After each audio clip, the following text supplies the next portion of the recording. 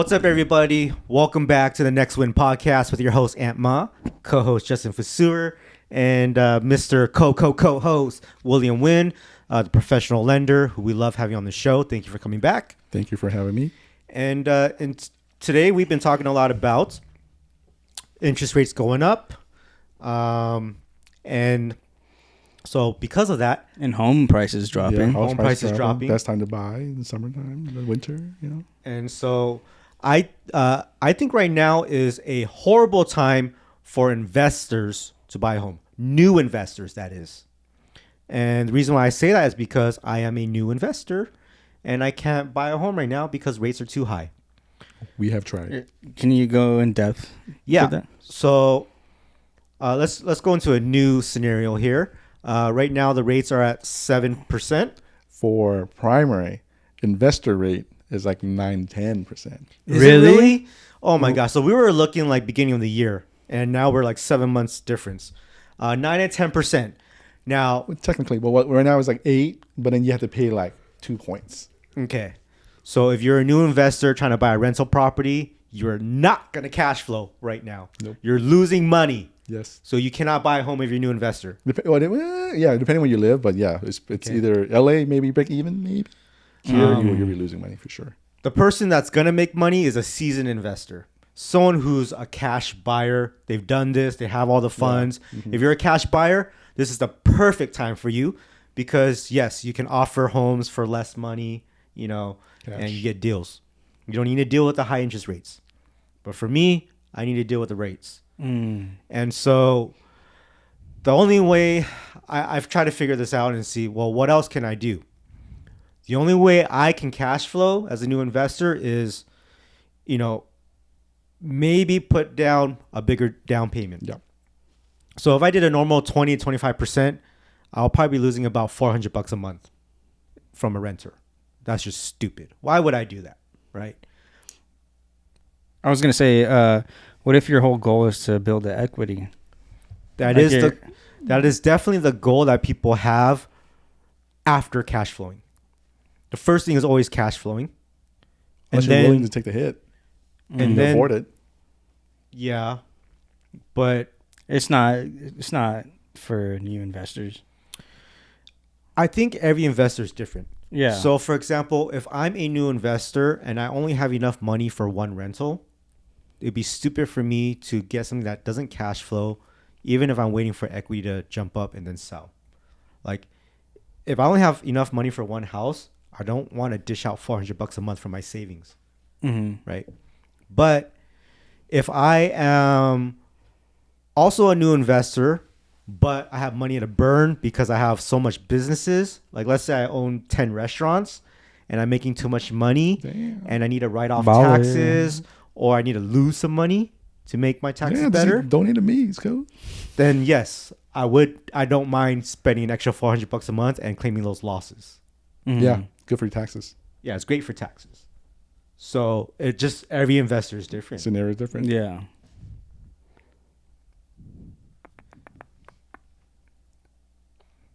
So the only way that me as a new investor can actually cash flow on a rental property right now is if I put maybe 50% down. Yeah.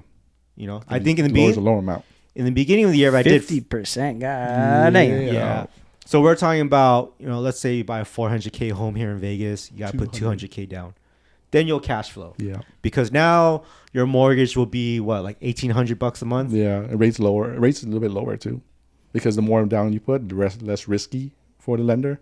So Yeah. rates a little bit lower. Oh, really? A little bit. So when you're It's talking still high. about a $400K home, you're talking about like a 3-bed, 2-bath here in Vegas, and those are going for about renting $1,800, anywhere from like $1,700 to $2,200 a month, depending on the area. I should come out here and rent. For what?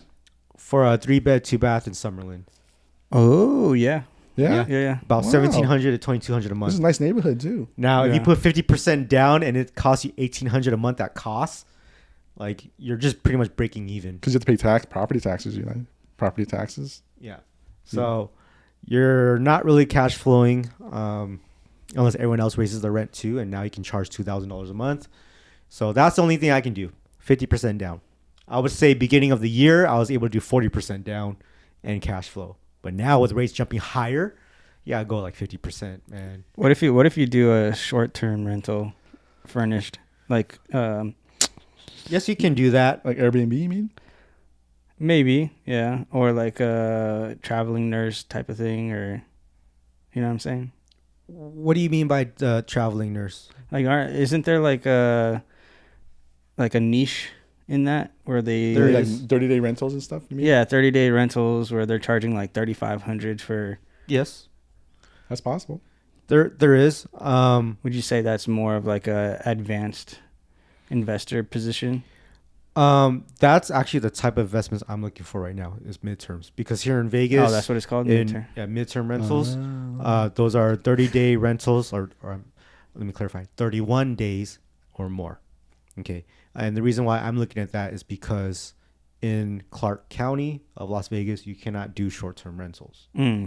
So I was gonna Unless do you play midterms. the lottery system, right? Right. And then I don't even care for it, because right now I need midterms for my clients. I have clients from all over the United States who are like, hey, do you have a rental right now? I'm trying to move here. And I just bought, a new build. We need a home for 2 months. So I need to buy a home for my clients right now. I have a demand for it. So that's my goal, right? But yeah, traveling nurse is a good niche. That's perfect here in Vegas. What was the other question? No, I was just saying, like, would that be an opportunity still in this type of It market? is an opportunity, which is great, but you still have to put a big down. Like, I think if you did 20% down, would you cash flow? If you did 20% down on a 400K home, what is that monthly payment? I would say 3,000? close to that because Okay. it's a rate high. Right. Yeah. So 3,000, and you're talking about doing Airbnb business to make $500. So to me, that's not worth the risk, because you got to put all your eggs in the basket, and you got to hope that it rents for that whole month to make Yeah. $500. If it doesn't, you're out $3,000. I So see. Yeah. that it wouldn't be good. And you want to put at least 25% down. Are you buying investment property? Because rates are usually better when you put at least 20%, 25% down or more. Why So- is that? It's just how the risk, and that's how the pricing works for lenders. Like, So- so you put 20% down for traditional mortgage primary, that's fine. But for investment properties, 25% or more. What's the difference in terms of like the cost? Sometimes by a point. It's like right now it's 2 points. Maybe it might be a point or less than a point. What are points? Because I'm an agent, and So a point is basically 1% of the loan amount Got that it. you have to pay to get that rate. So basically, you want that rate, you have to pay 2 points, 2% of that loan amount. Why don't lenders ever say percent? Because buyers know what that means. Agents know what that means. You know what? Good question. I don't know. You guys just go by the books. Yeah, we just go by points. Yeah, that is basis weird. Points. What? Yeah. I'm like, That's why I was It's it's like- 1% basically. It's like 8%, but 2 points. Like what? yeah. I'm like, what? Yeah. Just I say don't 10%. I don't know. I didn't make it. I had to learn those terms too because I Yeah. come from the investment industry where we talked about like percentage. So Mhm. it was Yeah. a big change for me. So, yeah, the best time right now for investors are just the ones that have, Cash. a lot of money, $1 million, and you can buy a home. So then it would be more attractive to start investing when the interest rates are lower. Yes. Yes. Okay. Yeah. Gotcha. Is there anything else that we can do to help a new investor? How else do I buy my first rental? Can you still do programs and stuff, or is that not? No. Oh, okay. When you want an investment property, there's a lot Lot of of programs rules. are geared towards first-time home ownership. Mhm. So primary resident. I mean, the other one you can do is pull out a HELOC. And how much is a But HELOC rate's rate? high too. What Like is that? 10%, maybe 10%, 11% for Jeez. HELOC. 11%? Yeah, it's high, dude. Because you know how we talked about Damn. rates going up. So when the Fed's taking the rate raising rates, it doesn't directly affect mortgage rates, but it does directly affect HELOC rates because they're variable. So when they say rates go up, they affect variable rates like credit cards, car loans, HELOCs and stuff. What if you buy a house and then you, as your primary residence, but then you live on, RV on the parking lot? Sure, just don't tell us that. You didn't tell me that. Okay. Tell me that you live there. Is that That is not what you do? No. With your home is no. fine. You can do whatever you want. But Okay. with the intention is you were gonna live there as a primary. That was your full intent. it's still not your primary? Say it one more time. If you're on your parking lot? Well, for purchasing, when I'm doing a loan, Yeah. you cannot do that. It has to be your primary. No, so what he's saying is that Sorry. let's say I'll make it more realistic than what he's saying. Let's say I converted my garage, okay, and I live in my garage for myself, and I rent out the front of the house. It should work. That is your primary. That's still primary, right? Is that me? Because you live in Am I it. illegally doing something when signing the paperwork? No, it's like buying a duplex. As long as you're living in one. Okay, yeah, that makes sense. That's a great example because when you buy a duplex, you're not living in both homes. Yeah, you're renting one out. Yeah. Oh, that makes So sense. that's because as long as you're living there, you can do whatever you So want. you can have the intention of house hacking to get a primary rate. Yeah, kind of. Yeah, that's the same thing. I mean, yeah, you could be buying a condo and you could be, you're going to get roommates and you can still qualify for that primary rate. Because you're living there. Same thing. You have to be living there. That's the question is, are you going to be living like occupying that property? How many days do I have to live there is considered to be? More than six half the year, I think. More than 6 months out of the year. Oh, I think I heard something like that. So for 6 months, I could live in my garage. For the whole year, I could rent out the front of the house. I would double check that. I'm And going to double check that. The other 6 months, I could then rent out the garage. Maybe. I don't. Legally, you would have to live there primary. I'm just like. I see. Okay, so you can't. But what's funny is that, like, we never want to hear that as a lender and an agent because we're not trying to get sued. We're not trying to lose our licenses. We're not trying to lead you in a bad way. We don't want to do that, right? Yeah. What you want to do as a buyer, that's up to you. But if you tell me you're buying as a primary, then I can help you. Yeah. If you tell me that you're buying it for a different purpose, I'm sorry, I can't help you. Well, we can help you. We just got to buy it using that program. Right. We can't say it as a primary. Yeah. And then what also is something that's interesting is that life changes every day. Yeah. So there could be a day where Justin's like, I'm buying it as a primary, and we're like 2 weeks into escrow, appraisal's done, your loan is done, you're ready to sign docs, and something happened in your life where you're like, oh shit, I can't live at this home I'm buying right now. Something just happened to my family. I gotta go move in with my mom real quick because I gotta take care of my mom and my dad. So now what am I gonna do? And you're signing it, and now right when you bought the home, you gotta rent it out. Well, the intention was still, as long as you have a good explanation and proof, you're fine. there you go. So Can't be making up stories. who's to They're say? not gonna take the house from you? Or anything? No. Oh, I don't know. Yeah, I mean, like, who's to say that in 30 days something happened and you needed to rent it out? You know what I Right. mean? It's kind of basically once the loan's done, house everything's signed. It's kind of hard. Like no one's gonna go in your house. And go, yo, is he living there for real? Like, no one's gonna do that. I see. They would probably do that when in the process, like refinancing. Oh, Right, yeah. refinancing. You should put as primary. They're gonna go check. Like, they don't look like he lives here. Like if you're refinancing, your mailing address is somewhere else. Your primary address is somewhere else. That's questionable. Right? But once purchasing, once we finish with the loan, you're the one saying that you're going to be living there. I'm not going to go there and knock on your door like, "Are you live there yet?" Like in 2 weeks later, So Man. All right. So throughout this whole episode, have we thought about how to help a new investor yet? how help a new investor? Yeah. That's haven't, tough, right? dude. It's tough. I mean, the HELOC or like bigger down with it is tough.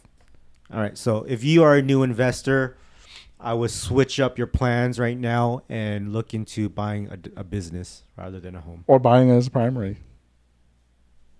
Yeah, but still, even if you buy as primary, and in 6 months or a year you want to start renting it out, it's still too high. Yeah. Yes. Well, rates a little bit lower. Refinance. Oh no. 6 Yeah, months. you could. You can. So what I'm trying to say is, like, if I was to buy a home right now and it cost me $3,500 a month on a primary, and in 6 months to a year I decide to rent it out, That's still $3,500 a month. Now you're competing against investors or landlords who have owned homes in your area for 10 years, and their mortgage is $1,200 a month, $1,500 a month, and they are able to rent it out on Zillow.com for $2,200 a month. That's who you're competing against. Okay, you're not competing against the same guy who just bought a house yesterday too, who's gonna rent it out. Yeah. No, you're going against like your mom and dad. Veterans. You know, so that's why you just can't buy a rental right now. How about this? This came to my mind. What if you rented each room? Would you possibly make it up? Because I know I have Like a friend $1,000, $1,000. Yeah, like I know have a friend out here that lives in a room of a house, but they rent the landlord rents each room out, right? Yeah. $1,000 a room. Or like 700. I think it's still rough. That's how bad. That just depends how bad you want money. In that case, I'm like, I still have a life to live, and I still want to be comfortable. Like that's kind of drawing the line. Yeah. You know what I mean? Like I don't want all these strangers living in my house. Does renting out homes ruin the market? I don't think so. No. I think it's a different market. Yeah. Like it doesn't What do you mean by make the ruin the market? Like, so that has no effect on like the I guess how much things are going for. Like if you have a bunch of people renting out their spots for Airbnb and like everything's being jacked up, like they're renting it for $3,500, and now like landlords want to increase their rates and try to get that too or whatever. No, the only thing it affects is when you sell the house. investors overpay. yeah. So it's like a lot of times buyers lose their offers because an investor bought it because they're willing to pay a little more. Mm. That's It's only the when you thing. sell. That's what affects the market thing. When whatever they sell it at, not when what they're renting at. I see. Okay. Because I always hear a lot of talk about like all these Airbnb folks are ruining the market, this and that. I'm always wondering what I they're. think it relates to like what you said. The investors are paying more I see. to beat out the real buyer, like the buyer that wants to be a primary to get the house. I see. I think that's what they mean. Yeah. Great question though. Yeah. Yeah, I was just Um, curious. Another question. Yep. Is I've also been seeing like talk around like Reddit and all these things where people are saying we might see a 4% interest rate in 2025. What do you think? Do you think we could go back down to that? No. In 2025. About 2 years? Yeah. Yeah. Lender says no. Maybe. Maybe. So, Okay. I would not wait for it. So last night I was doing some research on the market for 2024 for next year, and they said December 2024 the rates will be at 4%, and then by January of 2025 it'll be 3.9. No. That's what I read, and that was not Reddit. It was some real estate articles. So like basically, let me go back. I remember back when we started the podcast, I came here for a mortgage convention here. Now with the top economists, like he advised Barack Obama, like the top economists. They were saying May 10th is the day that rate's gonna drop, right? And we're like, yeah, rates dropped a little bit, but now we're at 7-8%. Well, here's what's happening. So by Q4 of this year, rates will be 8%. No one's going to buy a home, supposedly, right? Even though there's a shortage on homes. If no one buys a home, me as an agent, I don't have a job. You as a lender, you don't have a job. Okay, we are losing jobs. Now no one's buying homes. No one's buying cars. Recession. There's no car salesman. Now we're in recession. Yes. Now if we're in a recession in December, January, that's why from 8% in December, drop. You're talking about from January all the way to January 2024 to December 24, you're talking about 8% goes down to 6, 5, 4, 3. Oh, possible. It really depends. So I think the goal is we need people to sell homes. Yes. If we don't sell homes, we're all screwed. We need this recession to help everybody. I think in California, And- builders stopped building already. And so in that case, right now would be a good time to buy, no? It's always a good time to buy. Yeah, well, that's what we've been. Or like in the next few months. In the last few months has been a perfect time because you're getting there's a lot of homes on the market because it's summer, right? And you're getting a lower price. And we're talking about in 2 years rates will drop. Yeah. That's what I'm So saying. Like, you this can always is- refinance. So it's always good. It's no bad or good time to buy. It's just if your scenario fits it, get into it. All I'm saying is, we're talking about these rates dropping, which you're getting very happy about, Justin. But then when those rates are dropped, the prices go back up for the homes. Because everyone's jumping And in. we're fighting again. We're overbidding because now we're back to 100 offers per property. And it's yikes. So So be prepared with big. You have to save a lot of cash. all I know is that whatever me and William have been saying in every single episode for this year has been coming true. It has. We've been Fortune telling tellers. y'all I've been buying a house back then. Man. Yeah. All right. So shout out to all of our clients that have been buying homes and listening to us. You guys are winning. So if you guys want to keep up the next wins and learn how you can get yours, make sure you guys subscribe to us on YouTube, Spotify, all podcast platforms, and we'll see you guys next time. Peace out.